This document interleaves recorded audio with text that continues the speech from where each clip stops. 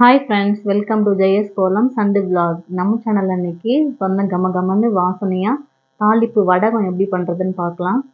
அதுக்கு நான் 1 கிலோ சின்ன வெங்காயம் தோல் உரித்து நல்லா கழுவிட்டு ஈரெல்லாம் இல்லாமல் துணியில் தொடச்சி ஃபேன் காற்றுல நல்லா ஆறினதுக்கப்புறமா எடுத்து வச்சுருக்கேன்.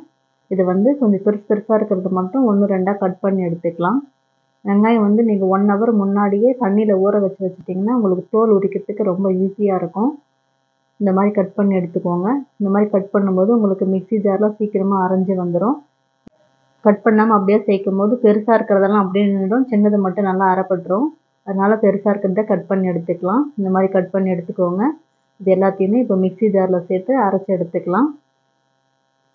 கொஞ்சம் கொஞ்சமாக மிக்ஸி ஜாரில் சேர்த்து சும்மா 2 ஓட்டு ஓட்டினீங்கன்னா போதும், ரொம்ப அரைக்க வேண்டாம். அப்படி இல்லைன்னா பல்ஸ் மோடில் போட்டு 2 முறை அடித்தா உங்களுக்கு கரெக்டாக வந்துடும். இது அரைச்சி எடுத்துக்கலாம்.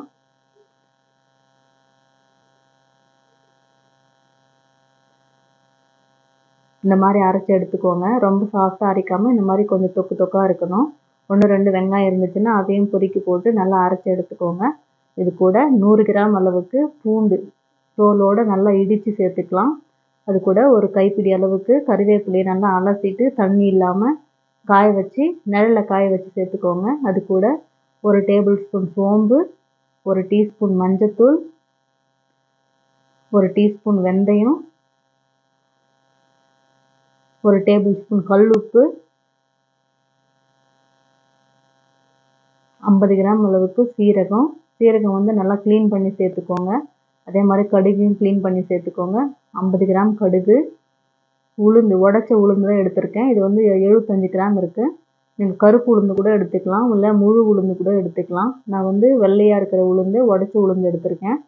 இது கூட 1 டீஸ்பூன் பெருங்காயம் சேர்த்துக்கலாம். இது எல்லாத்தையும் சேர்த்துட்டு நல்லா கலந்து விட்டுக்கோங்க. நல்லா கலந்து மிக்ஸ் பண்ணிவிட்டு அப்படியே ஒரு 2 மணி நேரம் வச்சுட்டு அதுக்கப்புறமா தான் நம்ம உருண்டை பிடிக்கணும். இது எல்லாத்தையுமே நீங்கள் காலையில் 9 மணிக்குள்ளே ரெடி பண்ணி வச்சுட்டிங்கன்னா ஒரு 11 மணி வரைக்கும் நல்லா ஊறினதுக்கப்புறமா உருண்டை பிடிச்சி வெயிலில் காய வைக்கிறதுக்கு ஈஸியாக இருக்கும். வெங்காயம் முன்னாடி நாள் நைட்டே நல்லா க்ளீன் பண்ணி எடுத்து வச்சுக்கோங்க. க்ளீன் பண்ணி ஃபேன் காற்றுல ஆற வச்சிட்டிங்கன்னா நல்லா தண்ணி இல்லாமல் நல்லா ஆறி வந்துடும். அதுக்கப்புறமா காலையில் இந்த ப்ராசஸ் எல்லாம் பண்ணிக்கலாம். நீங்கள் நல்லா மிக்ஸ் பண்ணிவிட்டு இது மாதிரி அழுத்தி விட்டுருங்க. 9 மணிக்குள்ளே இந்த மாதிரி கலந்து மிக்ஸ் பண்ணி வச்சுட்டிங்கன்னா ஒரு 2 மணி நேரம், ஒரு 11 மணி வரைக்கும் அப்படியே ஊறட்டும். 2 மணி நேரம் ஊறிச்சுன்னா அந்த பருப்பெல்லாம் தண்ணியில் ஊறி தண்ணி நல்லா கொஞ்சம் ட்ரை ஆகிடும். இது அப்படியே மூடி வச்சிடலாம். இப்போ பாருங்கன்னா 2 மணி நேரம் ஆயிடுச்சு. பாருங்கள், கொஞ்சம் லைட்டாக தண்ணியெல்லாம் இழுத்து பருப்பு கொஞ்சம் ஊறி இருக்குது. ரொம்ப தண்ணி சொதன்னு இல்லாமல் கொஞ்சம் லைட்டாக நல்லா ஊறி இருக்கும். இப்போ உருண்டை பிடிக்கிறதுக்கு கரெக்டாக இருக்கும். கொஞ்சம் பெருசு பெருசாக இந்த மாதிரி உருண்டை பிடிச்சிக்கோங்க. கொஞ்சம் பெருசாக பிடிக்கும்போது உங்களுக்கு தண்ணியெல்லாம் ட்ரை ஆகிட்டு திரும்ப நாளைக்கு பிடிக்கும்போது கரெக்டாக இருக்கும். இதுலேயும் கொஞ்சம் தண்ணி இருக்குது இப்போது பிடிக்கும்போது. அதனால் ரொம்ப அழுத்தி பிடிக்காமல் கொஞ்சம் லைட்டாக இந்த மாதிரி உருண்டை பிடிச்சி வச்சுட்டு ஒரு நாள் ஃபுல்லாக காஞ்சதுக்கப்புறமா சாயந்தரம் எடுத்துகிட்டு திரும்பவும் அதை நம்ம பிசைஞ்சு வைக்கணும். எல்லாத்தையுமே அதே மாதிரி உருண்டை பிடிச்சி வச்சுக்கலாம். இது மாதிரி உருண்டை பிடிச்சி வச்சுருங்க. இதை எடுத்துகிட்டு போயிட்டு இன்றைக்கி ஃபுல்லாக வெயிலில் காய வச்சு சாயந்தரம் பார்க்கலாம். பாருங்கள், இன்றைக்கி ஃபுல்லாக காஞ்சிருக்கு. நல்லா ஒரு நாள் ஃபுல்லாக காஞ்சதுக்கப்புறம் சாயந்தரம் எடுத்துகிட்டு திரும்ப உதுத்து விடணும். அதை எல்லாத்தையும் உதுத்துட்டு கொஞ்சமாக எண்ணெய் கலந்து பிசைஞ்சு வைக்கணும். அந்த தண்ணியெல்லாம் நல்லா ட்ரை ஆகிருக்கு. இதில் விளக்கெண்ணெய் சேர்த்துக்கோங்க. 3 டேபிள் ஸ்பூன் விளக்கெண்ணெய் சேர்த்து நல்லா பிசைஞ்சிக்கலாம். விளக்கெண்ணெய் சேர்த்து பிசையும் போது வடகம் பூச்சி வண்டு எதுவும் வைக்காது, நல்லாயிருக்கும். நம்ம மஞ்சத்தூள், பருப்பு, பெருங்காயம்லாம் சேர்த்துறதுனால வடகத்தில் சீக்கிரமாக பூச்சி வந்துடும். அதனால் நீங்கள் இந்த விளக்கெண்ணெய் சேர்த்து பிசைஞ்சு வச்சிங்கன்னா பூச்சி வராது, நல்லா வாசனையாகவும் இருக்கும். எண்ணெய் சேர்த்து நல்லா பிசைஞ்சிட்டு அப்படியே அழுத்தி மூடி வச்சுருங்க. ஒரு நைட் ஃபுல்லாக அப்படியே இருக்கட்டும். காலையில் பார்க்கலாம். ஒரு நைட் ஃபுல்லாக அப்படியே வச்சுருந்தாச்சு. இப்போ பாருங்கள், இந்த எண்ணெயோடு நல்லா பிசைஞ்சு வச்சதுனால இன்னும் கொஞ்சம் நல்லா ஊறி இருக்குது. இப்போ இது சின்ன சின்ன உருண்டையாக உருட்டி எடுத்துக்கலாம். கையில் கொஞ்சமாக எண்ணெய் தடவிட்டு சின்ன சின்ன உருண்டையாக உருட்டி எடுத்துக்கோங்க. ரொம்ப பெருசாக இருந்துச்சுன்னா உங்களுக்கு காயறதுக்கு லேட் ஆகும். ஒரு நெல்லிக்காய் சைஸுக்கு இருந்தால் போதும். அந்த அளவுக்கு பிடிச்சிங்கன்னா உங்களுக்கு சீக்கிரமாக காயறது காஞ்சிரும்.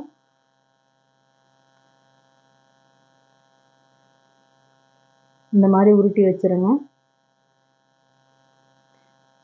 இது வந்து ஒரு நாள் ஃபுல்லாக வெயிலில் வச்சு நல்லா காயட்டும். அப்புறமா பார்க்கலாம். கொஞ்சம் கேப் விட்டு இந்த மாதிரி வச்சுக்கோங்க. அப்போ வந்து உங்களுக்கு சீக்கிரமாக காயும். இது அப்படியே காயட்டும். பாருங்கள், இன்றைக்கி ஃபுல்லாக காஞ்சு ஈவினிங் எடுத்துகிட்டு வந்திருக்கேன். அந்த தண்ணியெல்லாம் கொஞ்சம் நல்லா ட்ரை ஆகிட்டு கேப் விட்டுருக்கு. இந்த கேப் வந்து நம்ம திரும்ப அழுத்தி பிடிக்கணும். உள்ள ஈரமாகவே இருக்குது. திரும்பவும் கொஞ்சம் கைக்கு எண்ணெய் தடவிட்டு நல்லா அழுத்தி பிடிக்கணும்.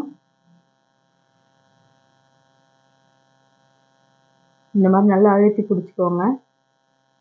சாயந்தரம் எடுத்துகிட்டு வந்து வச்சுட்டு காலையில் இந்த மாதிரி காய வைக்கும்போது கைக்கு எண்ணெய் தடவிட்டு அழுத்தி உருண்டை பிடிச்சி வச்சுக்கோங்க. இந்த மாதிரி அழுத்தி உருண்டை பிடிக்கும்போது உருண்டை வந்து வடகம் வந்து உடையாமல் இருக்கும். நல்லா கெட்டியாக இந்த மாதிரி பிடிச்சி வச்சுக்கோங்க. இது வந்து நல்லா இந்த மாதிரி எண்ணெயில் கை தடவிட்டு உருண்டை பிடிச்சி இது ஒரு 10 நாள் வரைக்கும் நல்லா காயணும். நல்லா காஞ்சாதான் வடகம் நல்லா இருக்கும். உங்களுக்கு 1 வருஷம் வரைக்கும் ஸ்டோர் பண்ணி வைக்க முடியும். காயாமல் இருந்துச்சுன்னா உள்ளே வந்து ஒரு மாதிரி பூச்சி வந்துடும். அது இல்லாமல் வாசனை வர ஆரம்பிச்சிடும். இது வந்து இந்த மாதிரி பிடிச்சிட்டு இது நல்லா ஒரு 10 நாள் காய வச்சதுக்கு அப்புறமா எப்படி இருக்குன்னு பார்க்கலாம். பாருங்க, பார்க்கும்போது எவ்வளோ சூப்பராக கம கமன்னு வாசனையாக இருக்குது. பாருங்க, நல்லா காஞ்சிருக்கு. நல்ல கலகலன்னு சவுண்டு வருது. இந்த அளவுக்கு காயணும். இந்த அளவுக்கு காஞ்சாதான் வடகம் வந்து நல்லா இருக்கும். பாருங்க எவ்வளோ கெட்டியாக இருக்குன்னு. இப்போ வந்து இதில் எப்படி தாளிக்கிறதுன்னு பார்க்கலாம். 2 பேருக்குன்னா உங்களுக்கு பாதி வடகம் போதும். ரொம்ப வடகமும் சேர்க்க வேண்டாம். கொஞ்சமாக சேர்த்தாலே நல்லா வாசனையாக இருக்கும். இது வந்து இது மாதிரி உதுத்து விட்டுக்கலாம். இந்த மாதிரி உதுத்துட்டு தாளிச்சிடலாம். நான் வந்து முருங்கைக்கீரை கடைஞ்சி வச்சுருக்கேன். இது எப்படி தாளிக்கிறதுன்னு பார்க்கலாம். கடாயில் 2 டேபிள் ஸ்பூன் எண்ணெய் விட்டு எண்ணெய் லைட்டாக சூடானதுக்கப்புறமா நம்ம வடகத்தை சேர்த்துக்கலாம். இந்த மாதிரி உதுத்து சேர்த்துட்டு கலந்து விட்டுட்டே இருங்க. அதில் இருக்கிற கடுகு நல்லா பொரியும்.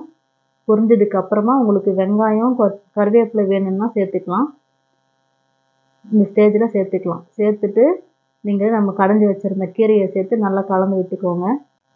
அவ்வளோதான். இந்த மாதிரி தான் தாளிக்கணும். இது வந்து நீங்கள் கத்திரிக்காய் கடையல், பருப்பு கடையல், இந்த மாதிரி கீரை கடையலுக்கெல்லாம் சேர்த்துக்கலாம். பண்ணைக்கீரை கடையலுக்கும் நல்லாயிருக்கும். தாளிப்பு வடகம் இந்த மாதிரி தான் செய்யணும். இதே மாதிரி நீங்களும் ட்ரை பண்ணி பாருங்கள். இந்த வீடியோ உங்களுக்கு பிடிச்சிருந்துச்சுன்னா லைக் பண்ணுங்கள், ஷேர் பண்ணுங்கள், கமெண்ட் பண்ணுங்கள். மறக்காமல் சப்ஸ்கிரைப் பண்ணுங்கள்.